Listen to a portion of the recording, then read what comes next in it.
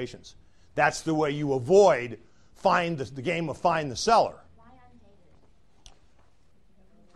Well, because they may pay you. The reason it would be undated is, let's assume it's a 3-year balloon, but you've got a prepayment provision. I mean, you don't have a prohibition against prepayment. They want to pay it off at 1.5 years. Well, it's going to look kind of silly if it's dated 3 years from now and we're closing in 1.5 years.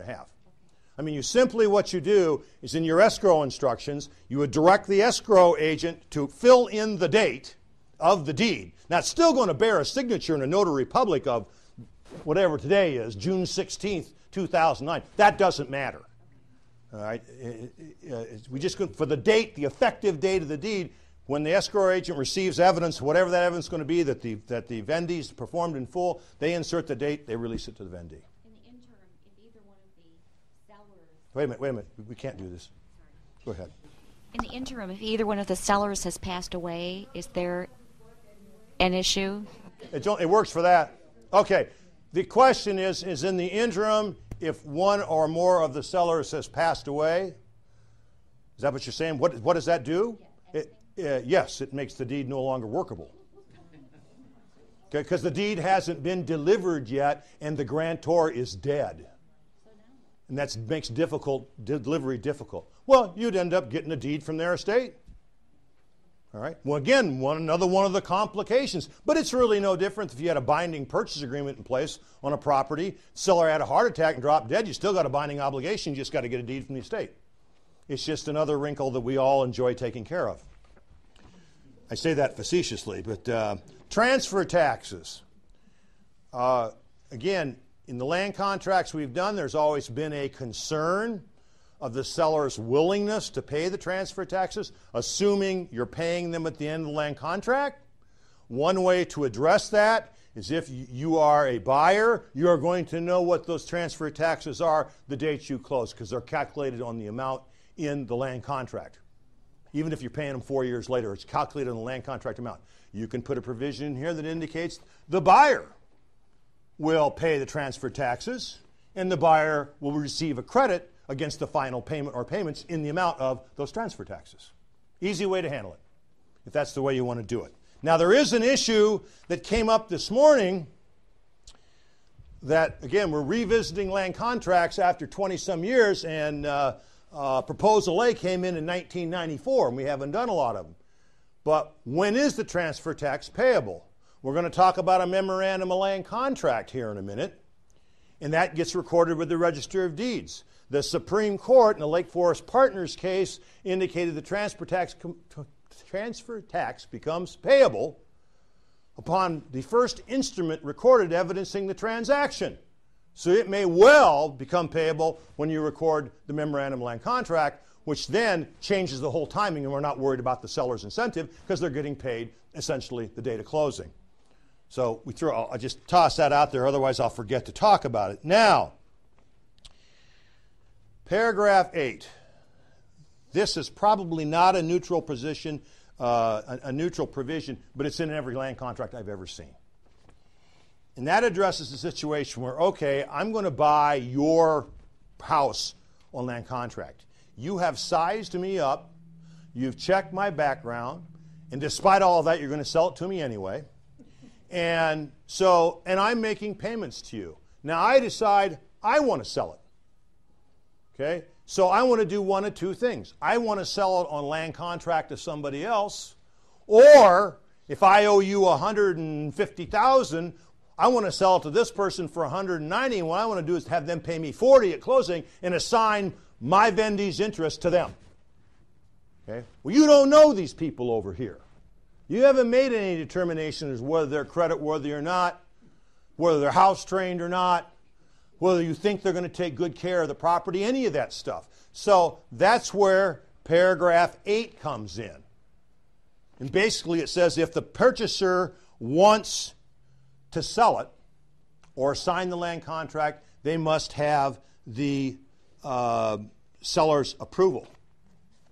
And if they do, they're not going to be released from their obligations under the land contract unless the seller signs a written release for the thing. Now, there are people who say to me, Greg, can we put in there without the seller's consent not to be unreasonably withheld? I will tell you that means nothing in Michigan. Okay, so we can put it in there. I don't anymore because I did the research on it. It doesn't mean anything. Oh. That's all right. I can speak loud enough, I think. Well, but he's trying to pick this up on that. Oh. Yeah, we'll limit all questions to the first 2 rows. Okay. So. I was one of the people that sold land contracts in the 80s. Okay. It was my understanding that because I had sold a couple of my personal properties on a land contract that we could not prevent under state law from that buyer giving his interest to another to assume the underlying land contract amount. At that time, that's what I was told. Well, that state law said you could not, the seller could not prevent them from letting their interest in the property be assumed. and what that situation was if there had been a due on sale clause in the land contract, was the due on sale clause enforceable? And since we were spending the first half of the 80s fighting enforceability of due on sale clauses, it's become hard to talk about, except when it affects us and it's in a land contract. So theoretically, that's absolutely right. At that time, years ago, until the United States Supreme Court rendered its decision in 1984, just like if you took a purchase money mortgage, you couldn't prevent them from selling it. Same thing with land contracts. That's not true anymore. Okay. That's why I'm here. No, it's yeah, okay. Yes. Okay. Thank you. All right. Now, contrary to that, the next paragraph is something, again, that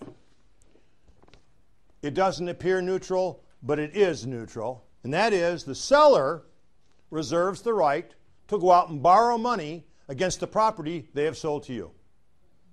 Okay? And you say, wait a minute, how can that work? I can tell you how it will work, because there are 2 key limitations that if you're representing a buyer must be in that provision. Because banks will lend money to somebody who's got legal title of property that is sold on land contract. There's no question they'll do that. You, representing a buyer, want to make sure of 2 things. First, that the balance on the underlying mortgage never exceeds the balance of the land contract. Never. Okay? Think it through. The seller quits paying on that mortgage. The buyer wants to save themselves, the vendee does. They don't want to pay more than they were required to pay under the land contract to save themselves. So if they owe $150 on the land contract, the seller is defaulted on $150. They pay that $150. They've paid off the land contract. On the other hand, if the balance on land contract's $150 and the balance on the mortgage is $225, they got to pay $75,000 more than they agreed to pay to save the investment they've made in the property to date. Everybody follow that? Same thing with the monthly payment. The monthly payment on the underlying mortgage should never exceed the monthly payment in the land contract. Why? Because, again, if this mortgage here starts to go south, the buyer may well approach the bank and say, I will assume that. Okay? Well, if the buyer wants to assume it, let's make sure the buyer has the ability to pay it. And we know they can because it's equal to or less than the amount they've been paying on the land contract. Now, I will tell you, in the last month, I've had a number of conversations that are flat out scary. And that is, we've got these houses sitting out there that the mortgage debt slightly exceeds their value. And so there's no way to sell it, but they found a land contract vendee. In one of the instances, the house had a mortgage of $550,000. The appraiser really looked like it was worth about $450,000. There was a guy willing to pay $500,000. The monthly, and it was going to be interest only. All right. Whereas the underlying mortgage is paying principal and interest. So not only was the underlying mortgage going to exceed the amount of land contract by $50,000, but in fact, the monthly payments on the land contract were like $1,200, and the monthly payments on the mortgage were $2,600. Now, can we do that? Is there anything illegal about that? No. But I will tell you, the only thing that made me feel good about it, well, there was 2 things. First,